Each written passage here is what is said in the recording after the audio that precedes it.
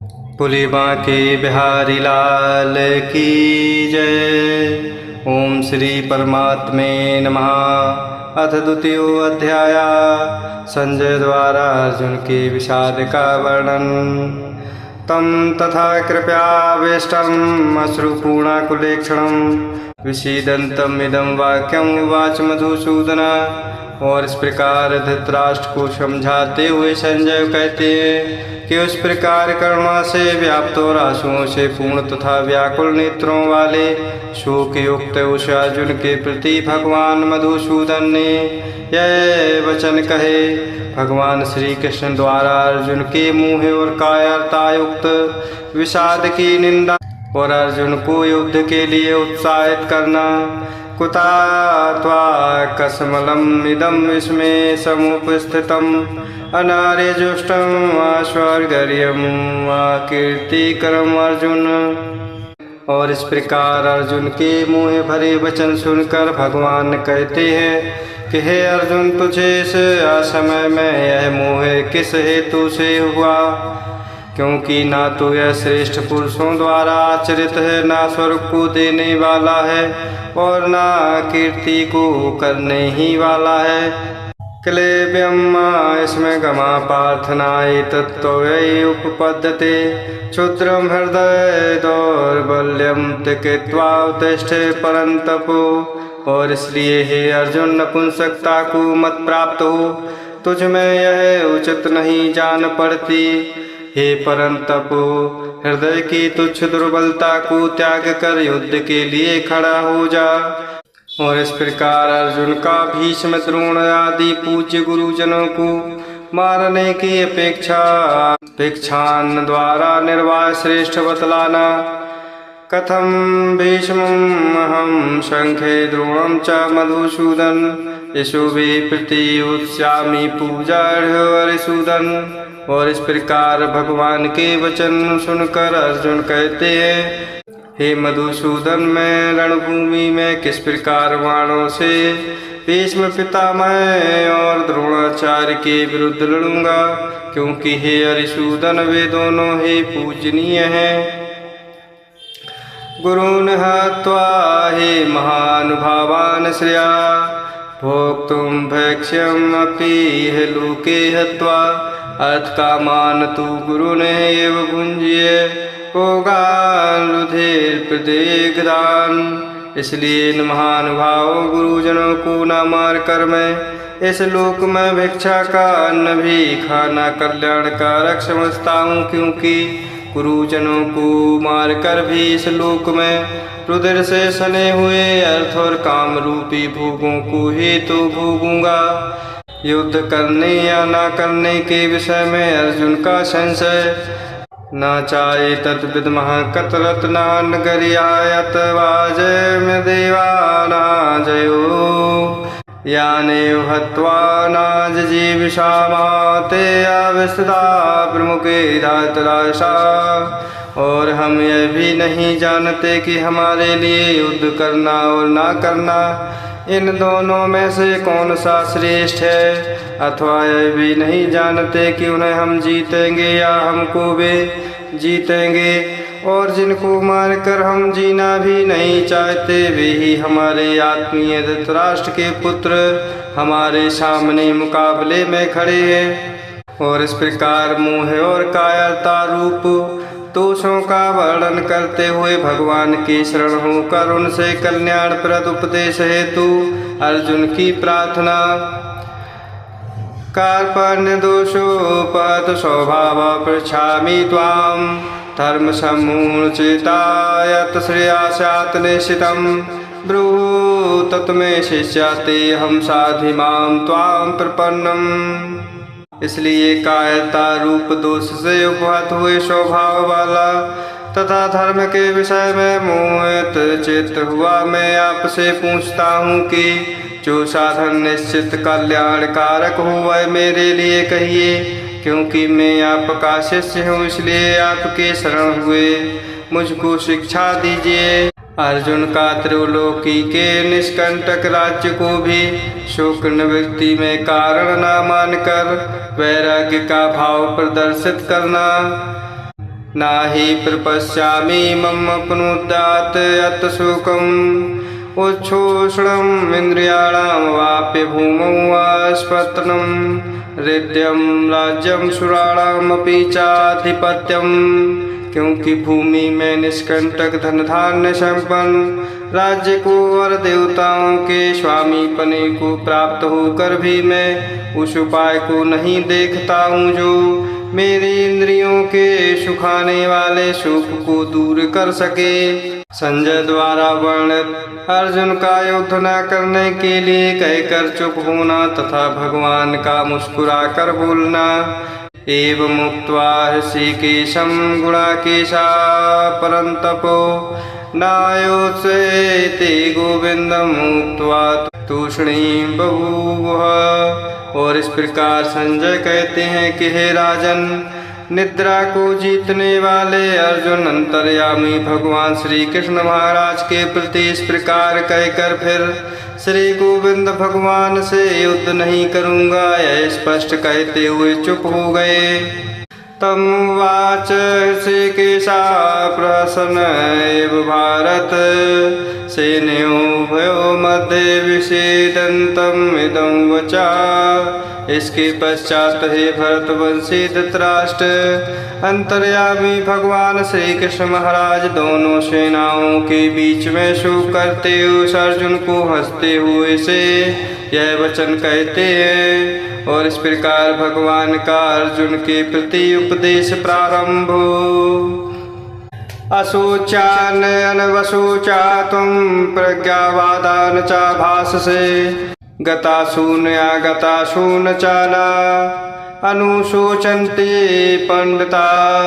और इस प्रकार अर्जुन के कायर भरे वचन सुनकर भगवान अर्जुन से कहते हैं कि हे अर्जुन, तू ना शोक करने योग्य मनुष्यों के लिए शोक करता है और पंडितों के से वचनों को कहता है, परंतु जिनके प्राण चले गए हैं उनके लिए और जिनके प्राण नहीं गए हैं उनके लिए भी पंडित जन शोक नहीं करते। आत्मा की नित्यता और निर्विकारता का निरूपण। ना तु एव अहम जातु नाशम न त्वं नाइमे जनाधिपा न चाएव न भविष्यामा सर्वे वयं अतः परम। ना तो ऐसा ही है कि मैं किसी काल में नहीं था अथवा तू नहीं था अथवा ये राजा लोग नहीं थे, और ना ऐसा ही है कि इससे आगे हम सब नहीं रहेंगे। देहिनास्मिन् यथा देहे कौमारम यौवनम जरा तथा देहांतर प्राप्ति धीरा तत्र नाम हाति। किंतु जैसे जीवात्मा की इस देह में बालकपन जवानी वृद्धावस्था होती है, वैसे ही अन्य शरीर की प्राप्ति होती है। उस विषय में धीर पुरुष मोहित नहीं होता। समस्त भोगों को अनित्य बतलाकर सुख दुख आदि द्वंद्वों को सहन करने के लिए आज्ञा। मात्रा स्पर्शातु कौन्तेय शीतोष्ण सुख दुखदा आगम पायनः नित्या तान तितिक्षस भारत। हे कुंती पुत्र, सर्दी गर्मी और सुख दुख को देने वाले इंद्रिय और विषयों के संयोग तो उत्पत्ति विनाशशील और अनित्य है, इसलिए हे भारत उनको तू सहन कर। उक्त सहनशीलता को मोक्ष प्राप्ति में हेतु बतलाना। यम ही न व्यथयन्ति एते पुरुषं पुरुषर्भव सम दुख सुखम धीरम सा मृत्वाय कल्पते। क्योंकि हे पुरुष श्रेष्ठ, दुख सुख को समान समझने वाले जिस धीर पुरुष को ये इंद्रिय और विषयों के संयोग व्याकुल नहीं करते, वह मोक्ष के योग्य होता है। सत और असत का लक्षण। नास्ता विद्यते भावा न भावा विद्यते सता उभयो अपि दृष्टान्ता तु अन्यो तत्वदर्शिवे। और हे अर्जुन, असत वस्तु की तो सत्ता नहीं है और सत का भाव नहीं है। इस प्रकार इन दोनों का ही तत्व ज्ञानी पुरुषों द्वारा देखा गया है। सत और सद वस्तु के स्वरूप का निरूपण एवं अर्जुन को युद्ध करने की आज्ञा। अविनाशी तु तत्विदे येन सर्वं इदं ततं विनाशम आवेश्य अस्य न कश्चित् कर्तुमर्हति। और इस न्याय के अनुसार नाश रहित तो तू उसको जान जिससे यह संपूर्ण जगत दृश्य वर्ग व्याप्त है। इस अविनाशी का विनाश करने में कोई भी समर्थ नहीं है। अंतवंताय में देहा नित्यस्य उक्ता शरीर अनाशिना प्रेमस्य तस्मात् युद्धस्व भारत। और इस नाश रहित या प्रमेय नित्य स्वरूप जीवात्मा के सब शरीर नाशवान कहे गए हैं। इसलिए हे भरतवंशी अर्जुन तू युद्ध कर। आत्मा को मरने या मारने वाला समझने वाले को अज्ञानी बतलाना। यायनं वेत्ति हन्तारं या चायनं मन्यते हतम् उभौ तौ न विजानीता नायं हन्ति न हन्यते। जो इस आत्मा को मारने वाला समझता है तथा जो इसको मरा मानता है वे दोनों ही नहीं जानते, क्योंकि यह आत्मा वास्तव में ना तो किसी को मारता है और ना किसी के द्वारा मारा जाता है। जन्म आदि 6 विकारों से रहित आत्म स्वरूप का निरूपण। न जायते म्रियते वा कदाचित् नायं भूत्वा भविता वा न भूया जानित्या शाश्वतायं पुराणा न हन्यते। हन्यमाने शरीरे है आत्मा किसी काल में भी ना तो जन्मता है और ना ही मरता है, तथा ना यह उत्पन्न होकर फिर होने वाला ही है, क्योंकि यह अजन्मा नित्य सनातन पुरातन है। और शरीर के मारे जाने पर भी यह नहीं मारा जाता। आत्मो तत्ववित किसी को भी मारने या मरवाने वाला नहीं होता यह कथन। वेद अविनाशिनं नित्यं यायनं अजम् अव्ययम् कथं सः पुरुषः पार्थ कं घातयति हन्तिकम्। हे पृथा पुत्र अर्जुन, जो पुरुष इस आत्मा को नाश रहित नित्य अजन्मा और अव्यय जानता है वह पुरुष कैसे किसको मरवाता है और कैसे किसको मारता है। मनुष्य के कपड़े बदलने का उदाहरण देते हुए शरीरांतर प्राप्ति का तत्व समझाना। वासांसि जीर्णानि यथा विहाय नवानि गृह्णाति नरा प्राणी तथा शरीराणि विहाय जीर्णानि अन्यानि संयाति नवानि देहि। और यदि तू कहे कि मैं तो शरीर के वियोग का शोक करता हूँ तो यह भी उचित नहीं है, क्योंकि जैसे मनुष्य पुराने वस्त्रों को त्याग कर दूसरे नए वस्त्रों को ग्रहण करता है वैसे ही जीवात्मा पुराने शरीर को त्याग कर दूसरे नए शरीरों को प्राप्त होता है। आत्म तत्व को अछेद्य आद्या है अक्लेद्य और अशोष्य तथा नित्य सर्वगत स्थाणु अचल सनातन अव्यक्त अचिंत्य एवं निर्विकार कहकर उसके लिए शोक करना अनुचित बतलाना। नायनं छिद्यन्ते शस्त्राणि नायनं दहति पावका न चायनं क्लेदयन्ति आपः न शोषयति मारुता। और इस प्रकार भगवान अर्जुन को समझाते हुए कहते हैं कि हे अर्जुन, इस आत्मा को शस्त्र नहीं काट सकते, इसको आग नहीं जला सकती, इसको जल नहीं गला सकता और वायु नहीं सुखा सकता। अच्छेद्यायं माद्यायं अक्लेद्या आशोष्यः एव च नित्या सर्वगता स्थाणु अचलायं सनातना। क्योंकि यह आत्मा अच्छेद्य है, यह आत्मा अद्या है, अकलेद्य और निसंदेह अशोष्य है। यह आत्मा नित्य सर्वव्यापी अचल स्थिर रहने वाला और सनातन है। अव्यक्तः अयम् अचिन्त्यः अयम् अविकार्यः अयम् उच्यते।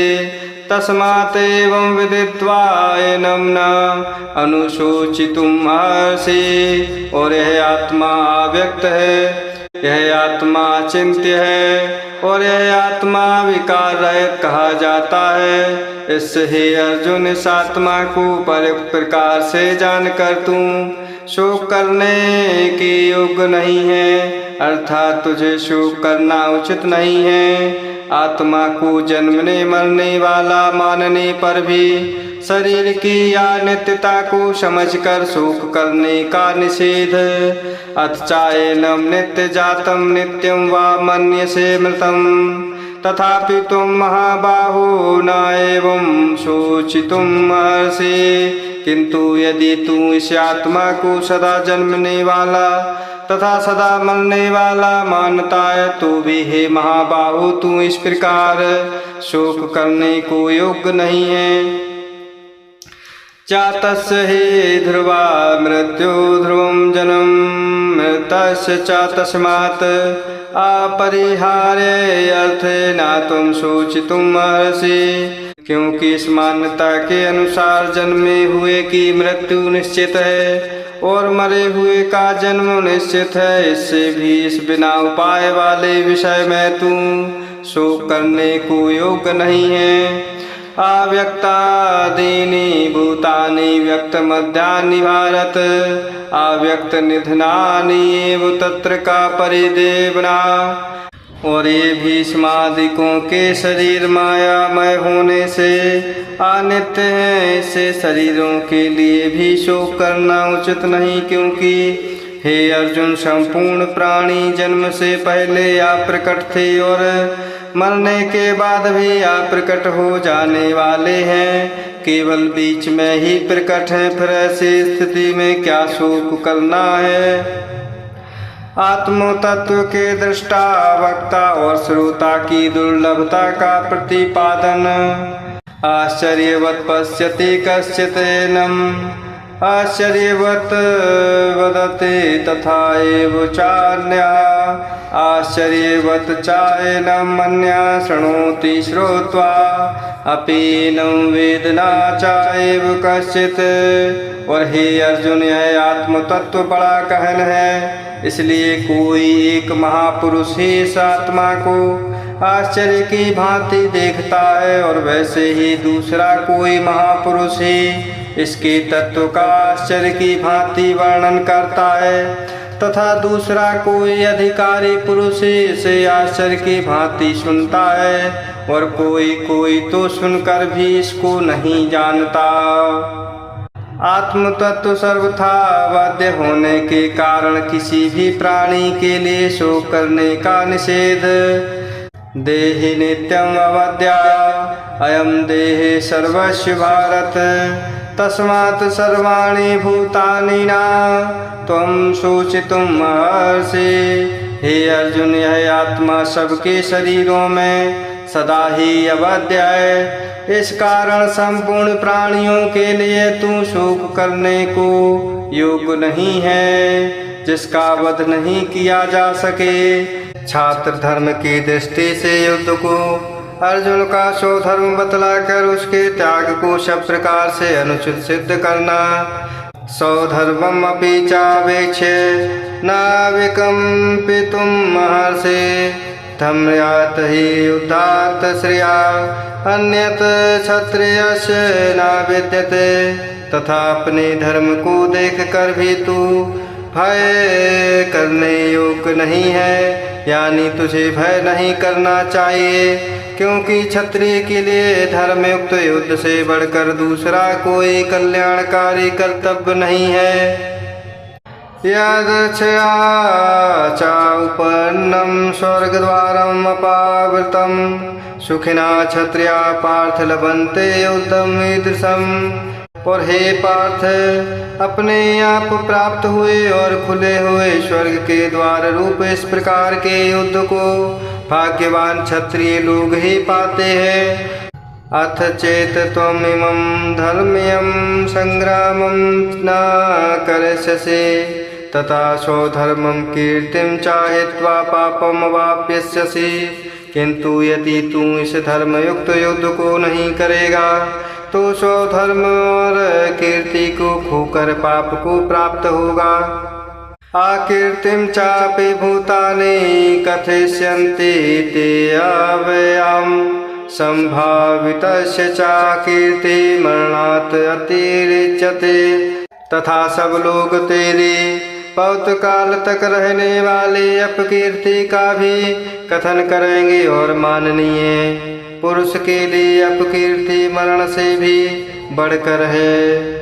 भयात् रणात् उपरतं मंस्यन्ते त्वां महारथा येषां च त्वं बहुमता भूत्वा यास्यसि लाघवम्। और जिनकी दृष्टि में तू पहले बहुत सम्मानित होकर अब लघुता को प्राप्त होगा, वे महारथी लोग तुझे भय के कारण युद्ध से हटा हुआ मानेंगे। अवाच्यवादान च बहून् वदिष्यन्ति तौ अहिता निन्दन्ता तौ सामर्थ्यं तथा दुःखतरं नु किम्। तेरे वैरी लोग तेरे सामर्थ्य की निंदा करते हुए तुझे बहुत से ना कहने योग्य वचन भी कहेंगे, उससे अधिक दुख और क्या होगा। इस लोक और परलोक दोनों में लाभप्रद बतलाकर अर्जुन को युद्ध के लिए तैयार होने की आज्ञा देना। हता वा प्राप्स्यसि स्वर्गं जित्वा वा मोक्ष्यसे महीम्। तस्मात् उत्तिष्ठ कौन्तेय युद्धाय कृतनिश्चया। या तो तू युद्ध में मारा जाकर स्वर्ग को प्राप्त होगा अथवा संग्राम में जीतकर पृथ्वी का राज्य भोगेगा। इस कारण हे अर्जुन, तू युद्ध के लिए निश्चय करके खड़ा हो जा।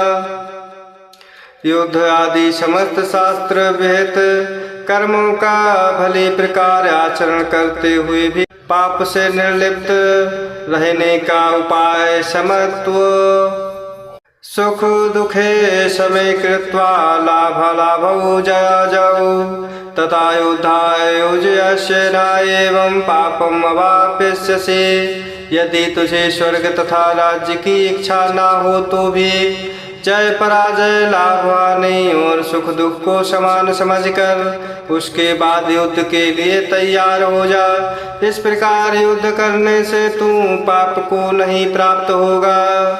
कर्म बंधनों को काटने में हेतु कर्मयोग विषयक बुद्धि का वर्णन करने की प्रस्तावना। ऐसा ते अभिहिता सांख्ये बुद्धि योगे तु इमां शृणु। बोध्या युक्ताया पार्थ कर्म बंधम प्रहास्यसि। हे पार्थ, यह बुद्धि तेरे लिए ज्ञान योग के विषय में कही गई और अब तू इसको कर्म योग के विषय में सुन। जिस बुद्धि से युक्त हुआ तू कर्मों के बंधन को भली भांति त्याग देगा यानी सर्वथा नष्ट कर डालेगा। कर्मयोग की महिमा का वर्णन नाय है अभिक्रम न शास्त्रे प्रत्यवायः न विद्यते।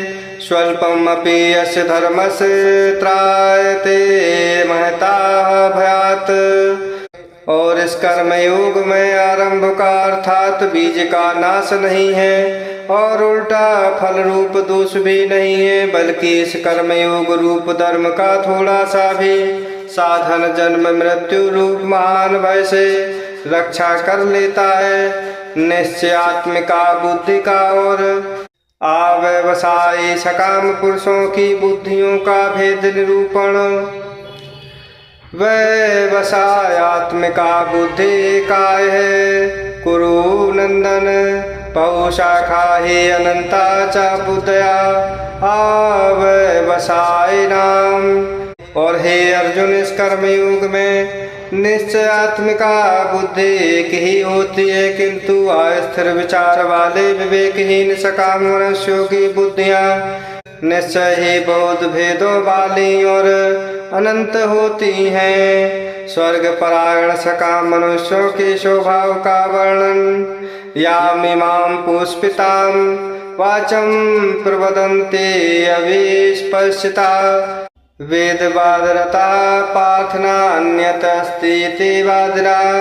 और हे अर्जुन, जो भोगों में तन्मय हो रहे हैं, जो कर्म फल के प्रशंसक वेद वाक्यों में ही प्रीति रखते हैं, जिनकी बुद्धि में स्वर्ग ही परम प्राप्य वस्तु है और जो स्वर्ग से बढ़कर दूसरी कोई वस्तु ही नहीं है, ऐसा कहने वाले हैं। कामात्मनः स्वर्ग परा जन्म कर्म फल प्रदाम क्रिया विशेष बहुलाम भोगैश्वर्य गतिम प्रति। वे अविवेकी जन इस प्रकार की जिस पुष्पित यानी दिखाऊ शोभा युक्त वाणी को कहा करते हैं, जो कि जन्म रूप कर्म फल देने वाली एवं भोग तथा ऐश्वर्य की प्राप्ति के लिए नाना प्रकार की बहुत सी क्रियाओं को वर्णन करने वाली है। भोग ऐश्वर्य प्रसक्ता नाम तया अपहृत चेतसाम व्यवसायात्मिका बुद्धि समाधौ न विधीयते। उस वाणी द्वारा जिनका चित्त हर लिया जाता है, जो भोग और ऐश्वर्य में अत्यंत आसक्त है, उन पुरुषों की परमात्मा में निश्चयात्मिका बुद्धि नहीं होती। अर्जुन को निष्कामी और आत्मसंयमी होने के लिए आज्ञा। त्रैगुण्य विषया वेदा निस्त्रैगुण्या भव अर्जुन निर्द्वंद्वा नित्य सत्वस्था निर्योग क्षेमात्मवान। और हे अर्जुन, वेद उपर्युक्त प्रकार से तीनों गुणों के कार्य रूप समस्त भोगों एवं उनके साधनों का प्रतिपादन करने वाले हैं। इसीलिए तू उन भोगों एवं उनके साधनों में आसक्तिहीन हर्ष सुख आदि द्वंद्वों से रहित नित्य वस्तु परमात्मा में स्थित योग क्षेम को ना चाहने वाला और स्वाधीन अंतःकरण वाला हो। ब्रह्मज्ञ ब्राह्मण के लिए वेदोक्त कर्म फल रूप सुख भोग की अप्रयोजनीयता का कथन। यावान अर्था उदपाने सर्वता संप्लुतोदके तावान सर्वेषु वेदेषु ब्राह्मणस्य विजानता। क्योंकि सब ओर से परिपूर्ण जलाशय के प्राप्त हो जाने पर छोटे जलाशय में मनुष्य का जितना प्रयोजन रहता है, ब्रह्म को तत्व से जानने वाले ब्राह्मण का समस्त वेदों में उतना ही प्रयोजन रह जाता है। सूत्र रूप से कर्मयोग के स्वरूप का वर्णन। कर्मणि एव अधिकारात् मा फलेषु कदाचन मा कर्म फलेतु मा ते संगास्तु अकर्मणि। इससे तेरा कर्म करने में ही अधिकार है, उसके फलों में कभी नहीं। इसलिए तू कर्मों के फल का हेतु मत हो तथा तेरी कर्म न करने में भी आसक्ति ना हो। योग की परिभाषा रूप में समत्व का कथन। योगस्था कुरु कर्माणि संगम त्यक्त्वा धनंजय सिद्ध सिद्ध्यो समाभूत्वा समत्वं योगा उच्यते। हे धनंजय, तुम आसक्ति को त्याग कर तथा सिद्धि और असिद्धि में समान बुद्धि वाला होकर योग में स्थित हुआ कर्तव्य कर्मों को कर। समत्व ही योग कहलाता है। जो कुछ भी कर्म किया जाए उसके पूर्ण होने और ना होने में तथा उसके फल में संभाव रहने का नाम समत्व है। समत्व बुद्धि की अपेक्षा सकाम कर्मों को अत्यंत तुच्छ और फल चाहने वालों को अत्यंत दीन बतलाना। दूरेण ही अवरम कर्म बुद्धि योगात धनंजय। बुद्धौ शरणम अनिविच्छ कृपणा फल हेतुवा। इस समत्व रूप बुद्धि योग से सकाम कर्म अत्यंत ही निम्न श्रेणी का है। इसलिए हे धनंजय, तू समबुद्धि में ही रक्षा का उपाय ढूंढ, अर्थात बुद्धि योग का ही आश्रय ग्रहण कर, क्योंकि फल के हेतु बनने वाले अत्यंत दीन हैं। समत्व बुद्धि युक्त पुरुष की प्रशंसा कर अर्जुन को कर्मयोग के अनुष्ठान की आज्ञा देना तथा संभाव का फल अनामय पद की प्राप्ति बतलाना। बुद्धि युक्ता जहाती है उभे सुकृत दुष्कृते, तस्मात् योगा युजस्व योगा कर्मसु कौशलम। और संबुद्धि युक्त पुरुष पुण्य और पाप दोनों को इसी लोक में त्याग देता है, अर्थात उनसे मुक्त हो जाता है। इससे तू समत्व रूप योग में लग जाए है। समत्व रूप योग ही कर्मों में कुशलता है, अर्थात कर्म बंधन से छूटने का उपाय है। कर्मजं बुद्धि युक्ता ही फलम तय कृत्वा मनीषिणा, जन्म बंध विनिर्मुक्ता पदम गच्छन्ति अनामयम्। क्योंकि संबुद्धि से युक्त ज्ञानी जन कर्मों से उत्पन्न होने वाले फल को त्याग कर जन्म रूप बंधन से मुक्त हो निर्विकार परम पद को प्राप्त हो जाते हैं। वैराग्य द्वारा बुद्धि के शुद्ध स्वच्छ और निश्चल हो जाने पर परमात्म प्राप्ति का कथन।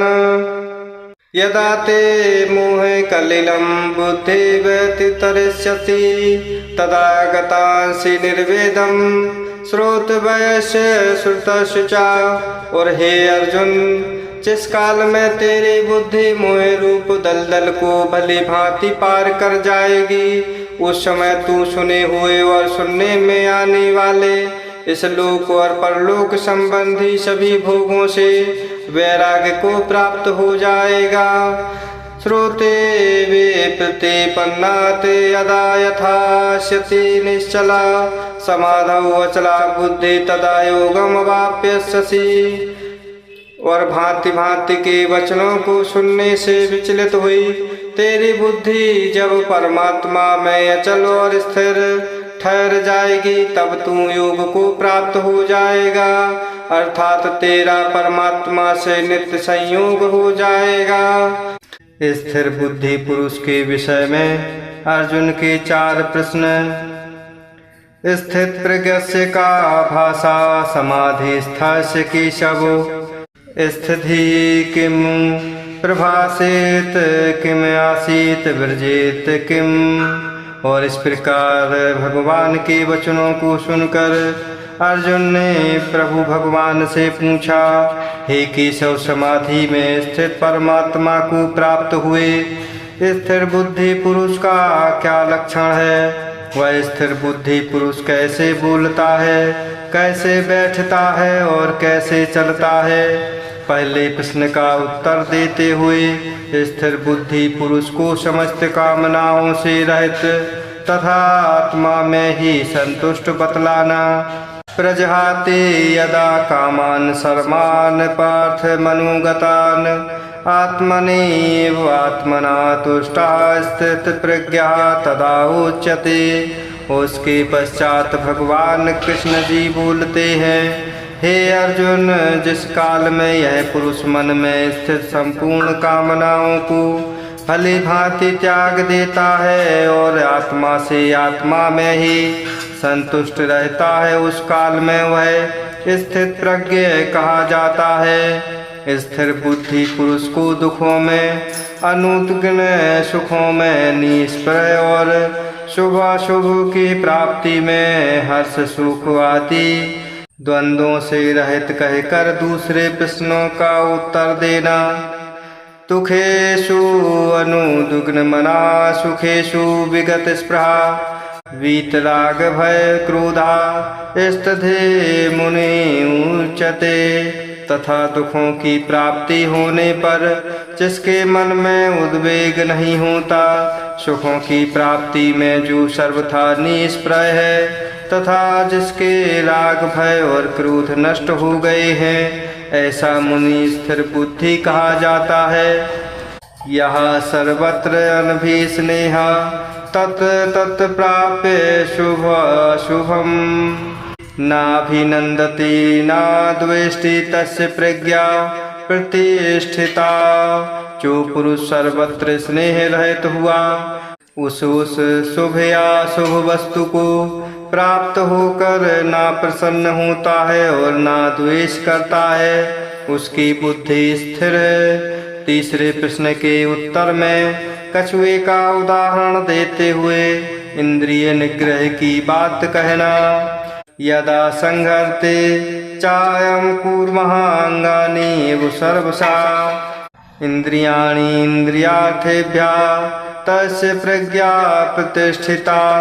और कछुआ सब ओर से अपने अंगों को जैसे समेट लेता है, वैसे ही जब यह पुरुष इंद्रियों के विषयों से इंद्रियों को सब प्रकार से हटा लेता है, तब उसकी बुद्धि स्थिर है, ऐसा समझना चाहिए। इंद्रियों द्वारा हठपूर्वक विषयों का ग्रहण न करने से विषयों की निवृत्ति होने पर भी राग की निवृत्ति न होने का और परमात्म दर्शन से होने का कथन। विषया विनिवर्तन्ते निराहारस्य देहिना रसवर्जं रसापि यस्य परम दृष्ट्वा निवर्तते। यद्यपि इंद्रियों के द्वारा विषयों को ग्रहण न करने वाले पुरुष के भी केवल विषय तो निवृत्त हो जाते हैं, परंतु उनमें रहने वाली आसक्ति निवृत्त नहीं होती। इस स्थित प्रज्ञ पुरुष की तो आसक्ति भी परमात्मा का साक्षात्कार करके निवृत्त हो जाती है।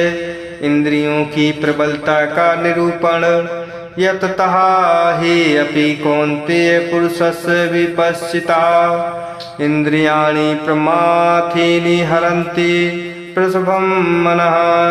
और हे अर्जुन, आसक्ति का नाश न होने के कारण ये प्रमथन स्वभाव वाली इंद्रियां यत्न करते हुए बुद्धिमान पुरुष के मन को भी बलात् हर लेती हैं। मन और इंद्रियों को संयम पूर्वक भगवत परायण करने की प्रेरणा तथा इंद्रिय विजयी पुरुष की प्रशंसा। तानि सर्वाणि संयम्य युक्तासीत् मत्परः वसे ही यस्य इंद्रियाणि तस्य प्रज्ञा प्रतिष्ठिता।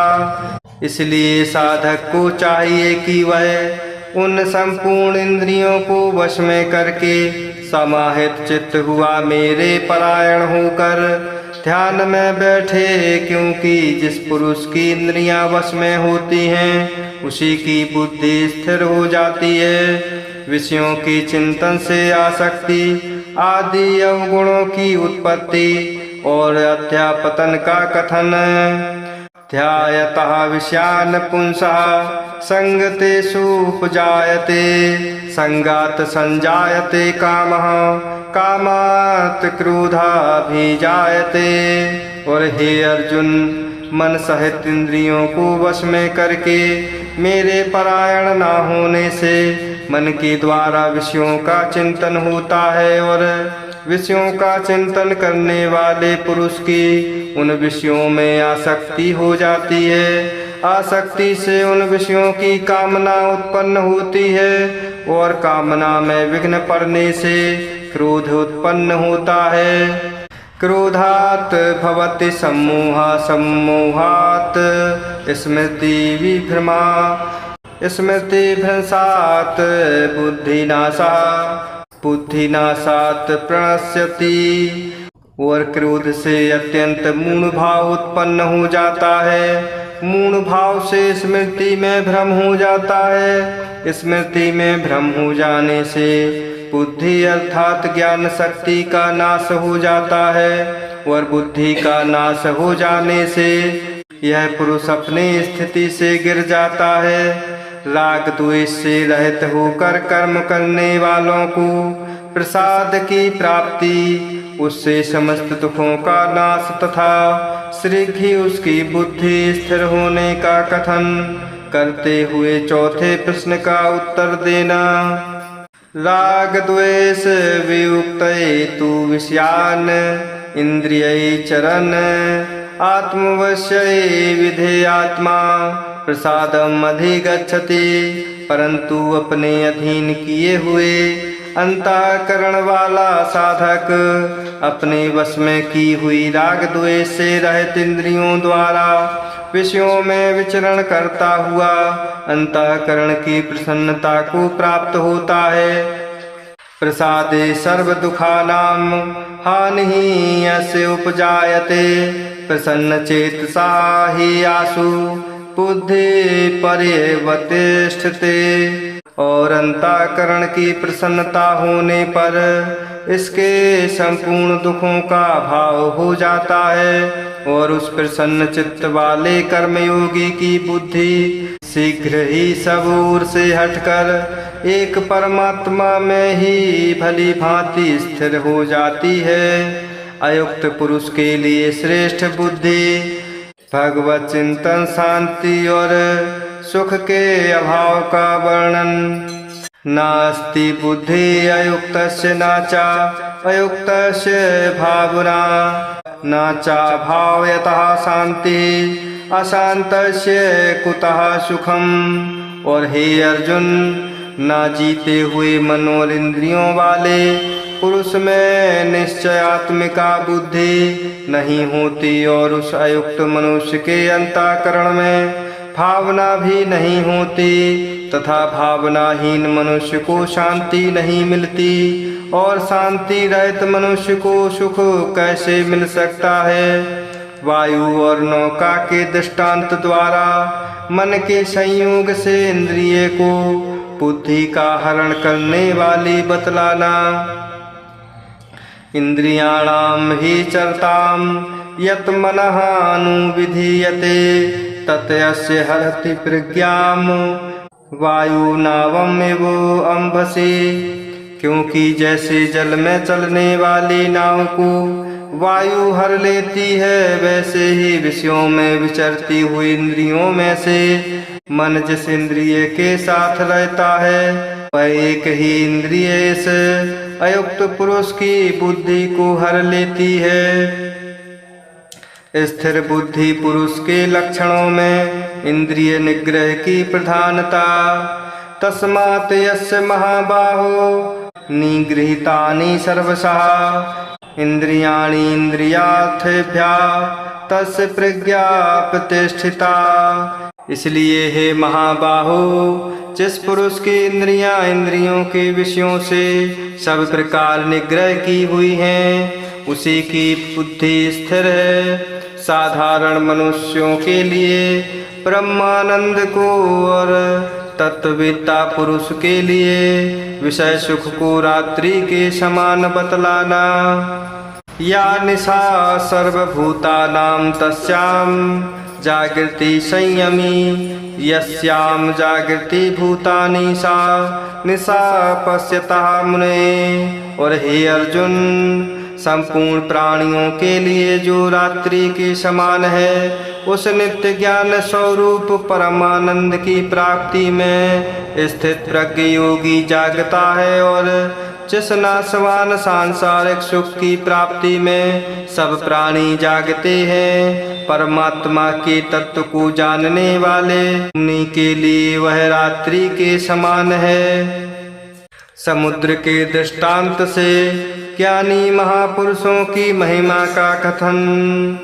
आपूर्यमाणम अचल प्रतिष्ठम समुद्रम आपः प्रविशन्ति यद्वत् अद्वत् कामायम प्रविशन्ति सर्वेशः शान्तिमाप्नोति न काम कामी। और जैसे नाना नदियों के जल जब सब ओर से परिपूर्ण अचल प्रतिष्ठा वाले समुद्र में उसको विचलित ना करते हुए ही समा जाते हैं, वैसे ही सब भोग जिस स्थित प्रज्ञ पुरुष में किसी प्रकार का विकार उत्पन्न किए बिना ही समा जाते हैं, वही पुरुष परम शांति को प्राप्त होता है, भोगों को चाहने वाला नहीं। कामना, स्पृहा, ममता और अहंकार आदि से रहित होकर विचरने वाले पुरुष को परम शांति की प्राप्ति।